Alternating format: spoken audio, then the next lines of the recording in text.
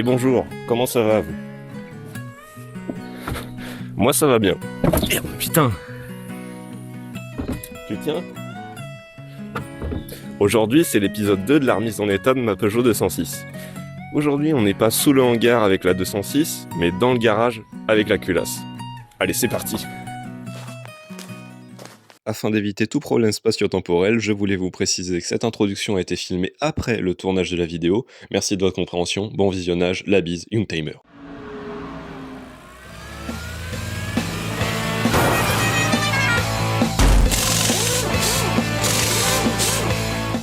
Là, je vais retirer tous les éléments qui sont sur la culasse pour avoir la culasse à nu et pouvoir la nettoyer plus facilement. Je commence par retirer les culbuteurs. Voilà. Maintenant, je vais retirer les 4 bougies.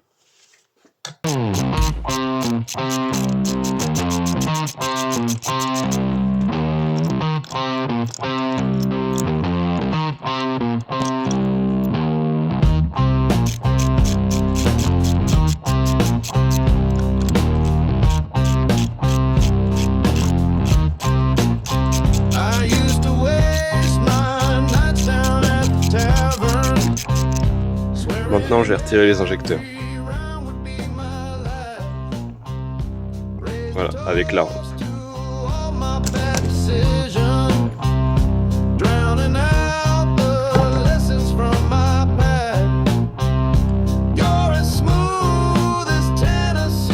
À présent, j'ai retiré l'arbre à cam. Donc maintenant, je vais démonter la poulie. Bien évidemment, je laisse la pige pour bloquer.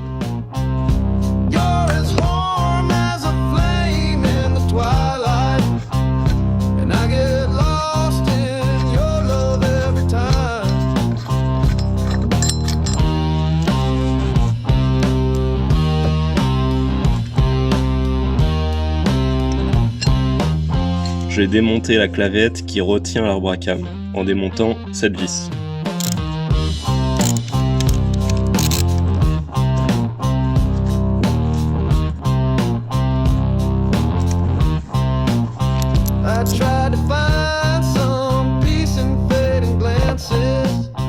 Le moment de retirer l'arbre à cam est venu.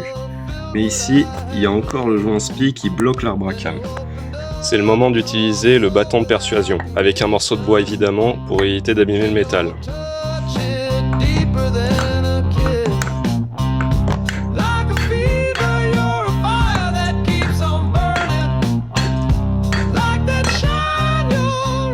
Et donc vous voyez sur le joint spi, pour que vous voyez à quel point c'est fragile, en fait ça c'est un petit ressort, c'est un anneau, je sais pas si vous arrivez à voir, c'est un ressort en fait.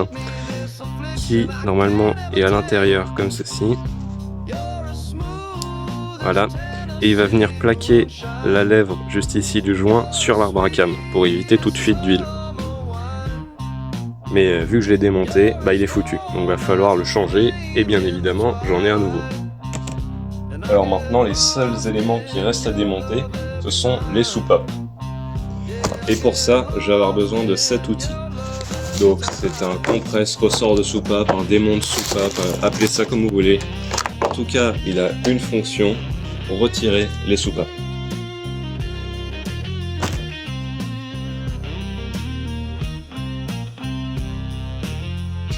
Je vais commencer par les soupapes d'admission.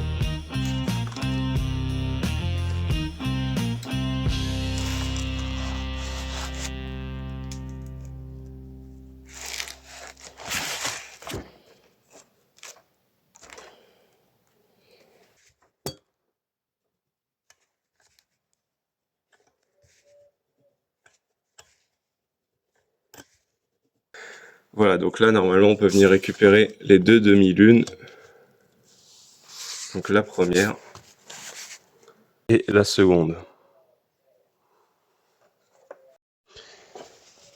Et maintenant, on va venir libérer le ressort progressivement pour pouvoir démonter la soupape.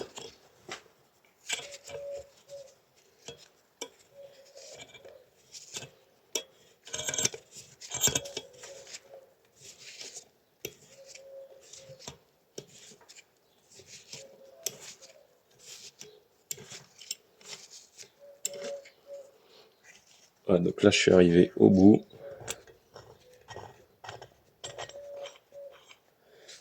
Et voilà. Donc le ressort de soupape,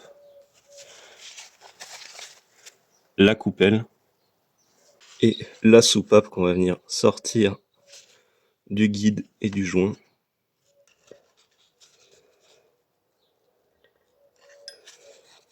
Voilà une soupape d'admission. Donc maintenant je vais faire ça pour toutes les autres soupapes. Comme vous pouvez le voir, les soupapes d'admission sont beaucoup plus grandes que celles de l'échappement. Vous allez me dire pourquoi? En fait c'est tout simple, c'est beaucoup plus difficile de faire rentrer des gaz qu'en faire sortir. Quand on fait cette intervention, il ne faut surtout pas mélanger les éléments. Donc je me suis fait une boîte avec un côté arbre à cam, un côté boîte de vitesse, et j'ai écrit dans les colonnes E pour échappement et A pour admission. Donc là, je vais venir mettre côté arbre à cam, donc ma première soupape d'admission, avec sa coupelle et son ressort, et ses demi-lunes.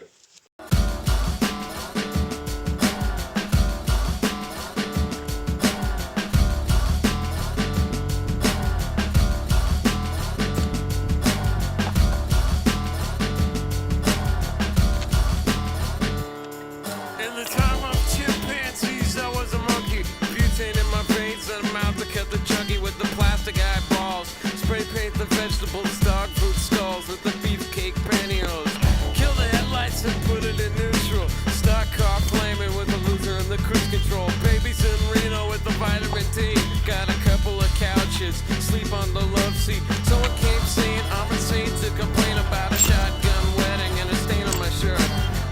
Don't believe everything that you breathe. You get a parking violation and a maggot on your sleeve. So shave your face with some mace in the dark. Saving all your food stamps and burning down the trailer park.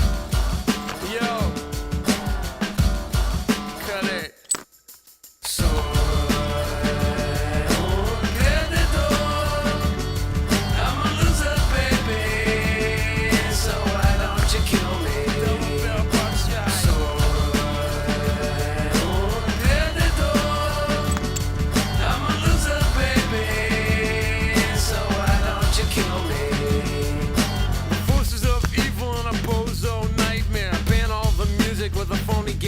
because one's got a weasel and other's got a flag. One's on the pole, shove the other in the bag with the rerun shows and the cocaine nose job. Comme vous pouvez le voir, toutes les soupapes sont retirées. Maintenant, je vais retirer les joints de queue de soupape. Donc j'ai pas la pince spéciale pour les retirer. Donc je vais faire ça avec les pinces que j'ai. Ça peut se faire avec ce genre de pince, mais il faut faire attention de ne pas abîmer le guide de soupape. Voilà, donc si ça vient pas tout de suite, il faut être patient. Voilà, faut pas forcer comme un bœuf, et puis normalement ça devrait venir sans encombre.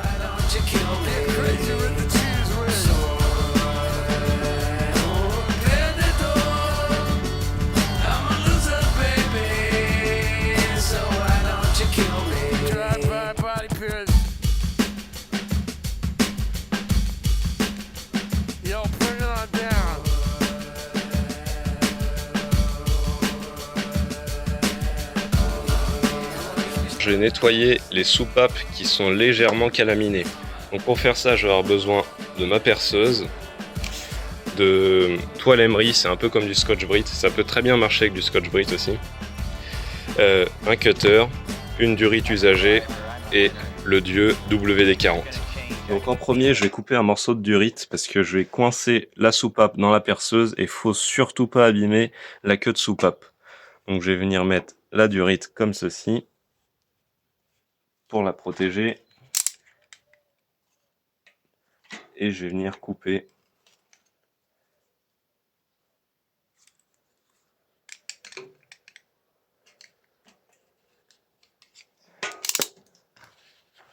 l'excédent de durite.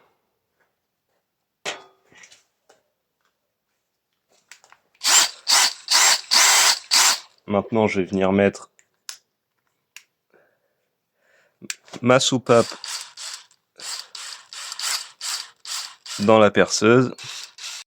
Je vais mettre un rilsan pour maintenir la gâchette de la perceuse en position marche pour qu'il y ait une vitesse stable.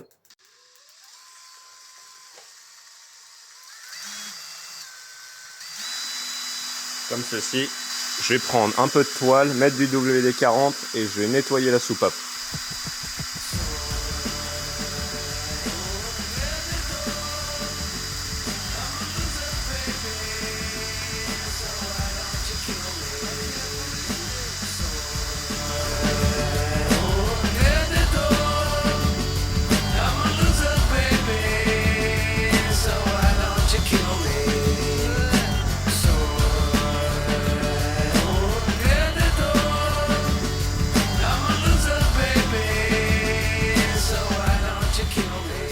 Les soupapes sont nettoyées et par la même occasion je me suis créé un petit support avec un côté admission, un côté échappement et un rangement pour l'arbre à câble. Je vais polir mes soupapes d'échappement. Donc là, une fois nettoyées, elles ressemblent à ça.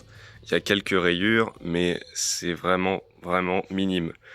Donc on peut les laisser comme ça. Mais moi j'ai envie d'essayer de les polir. J'en ai déjà fait une. Voilà. Donc pour obtenir ces résultats, je vais avoir besoin de pâte à polir. Donc c'est de la pâte à polir qui est fournie avec les outils de la Dremel. De boue en feutre pour mettre sur la Dremel. Et en finition de l'efface rayure qui est une sorte de polish un petit peu plus abrasif. Donc du polish automobile ça fonctionne aussi bien mais ça sera plus long. Je vais commencer par mettre de la pâte à polir sur l'embout. Donc je vais venir tout simplement faire tourner la Dremel et venir mettre l'embout dans la pâte.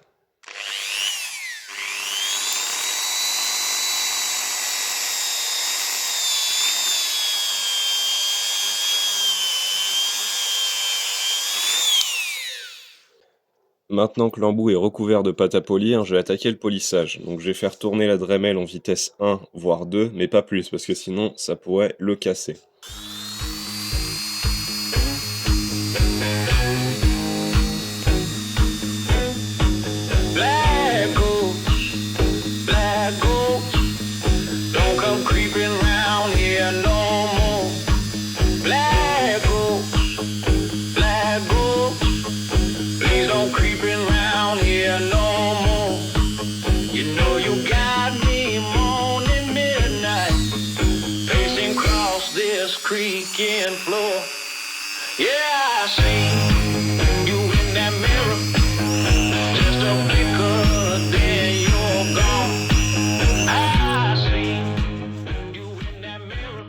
Maintenant, je vais pouvoir attaquer l'efface rayure, donc je change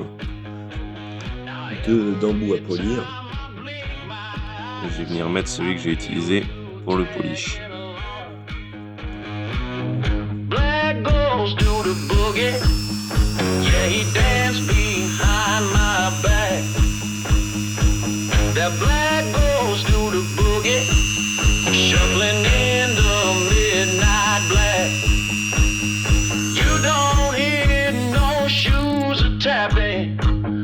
But he sure don't cut no slack.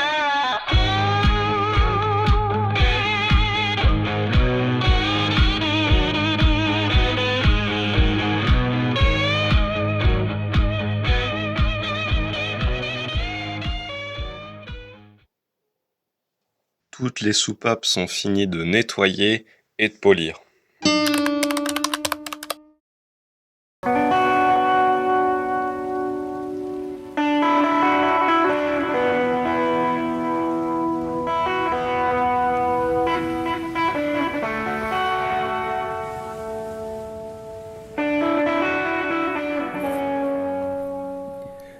Alors comme vous avez pu le voir, vous avez loupé 2-3 trucs.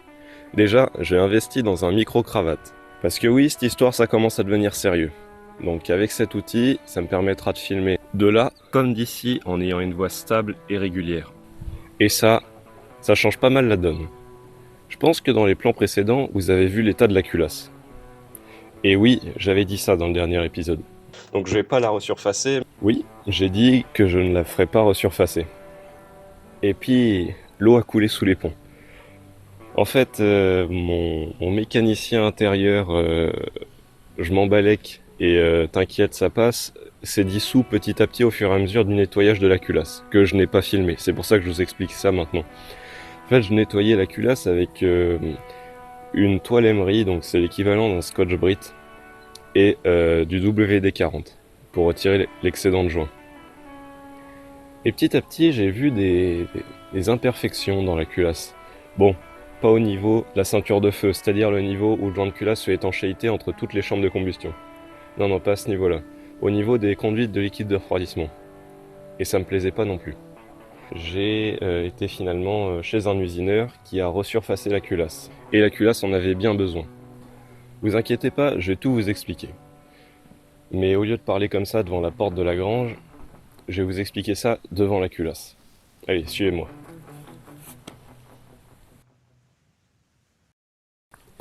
Bon, alors je l'avais mise dans un petit carton, bien protégé. Hop, voilà.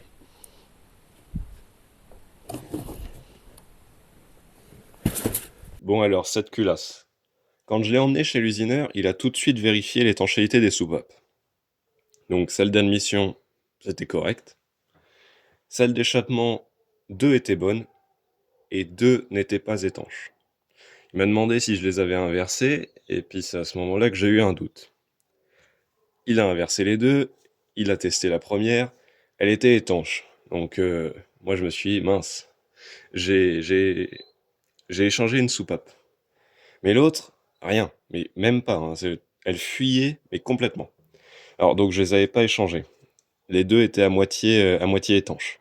Il les a sortis et il les a regardés, et en fait les deux soupapes étaient abîmées. Donc quand on la mettait sur un tour, je vous explique, en fait le siège de soupape ne tournait pas rond. Donc du coup, il a dû rectifier la soupape. Et c'était sympa de sa part. Donc c'est-à-dire qu'en fait, il met la soupape sur un tour, donc c'est un rectifieur de soupape. Ça fait un tour d'un côté et de l'autre côté une meule. Et il va venir usiner le siège de soupape. Donc ce qui fait un siège de soupape complètement régulier, et ensuite il érode. Donc j'ai 2 soupapes d'échappement qui sont rodées, celle-ci et celle-ci. Celle-ci aussi était abîmée. Ensuite, il a mis la culasse sur la rectifieuse. En premier, il passe un comparateur dessus. Donc moi, j'ai pas cet outil. J'ai uniquement vérifié avec une règle de planéité et la culasse me semblait plane. Il a passé le comparateur et en fait, on voyait très bien que au milieu de la culasse, elle était bombée. Voilà. Donc heureusement que je l'ai pas remontée comme ça. Et c'est pas fini. La culasse était bombée au milieu. Et il a commencé à retirer 1 centième de la surface de la culasse. Et on voyait ici que le métal n'était pas retiré. Donc la culasse était enfoncée à ce niveau-là. Voilà, comme ça. Donc après, il a retiré 2 centièmes. Ça a donné ce magnifique plan de joint. Donc en tout, il a retiré 3 centièmes de la culasse. Voilà la petite histoire.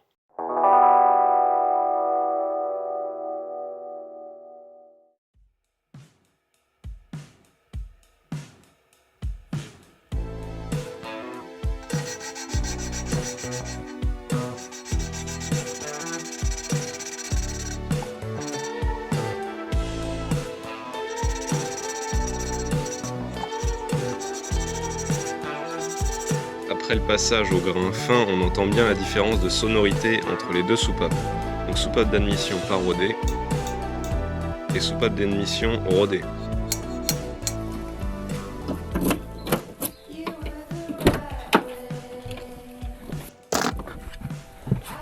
Bon, j'ai terminé de roder les soupapes. J'ai pas filmé la fin parce que je pense que c'est pas très passionnant à regarder, c'est pas très passionnant à faire et c'est pas très passionnant à filmer. Là, on touche à la fin de la vidéo.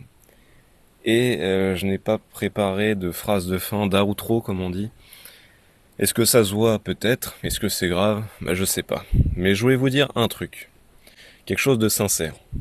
Merci beaucoup. Merci beaucoup parce que vous êtes maintenant 536 à suivre mon compte Instagram, Youngtimer, voilà, du même nom que la chaîne. Cette chaîne qui est dérivée de mon compte. Voilà, sur lequel j'ai commencé, en fait c'est comme ça que j'ai commencé à publier les vidéos de mécanique et d'automobile que je fais. J'ai commencé par exemple avec la X, Et là, on continue avec la 206 sur Instagram également, sur TikTok aussi et sur YouTube. Voilà. Je voulais vous remercier. Vous êtes 536 à suivre cette aventure. Voilà. C'est tout ce que je voulais dire. Maintenant, c'est le moment de se dire au revoir. Et voilà, faut trouver une phrase de fin. Je sais pas trop quoi dire. Bon, on va dire quoi? On va dire merci beaucoup. C'était Young Timer. À la prochaine. La bise.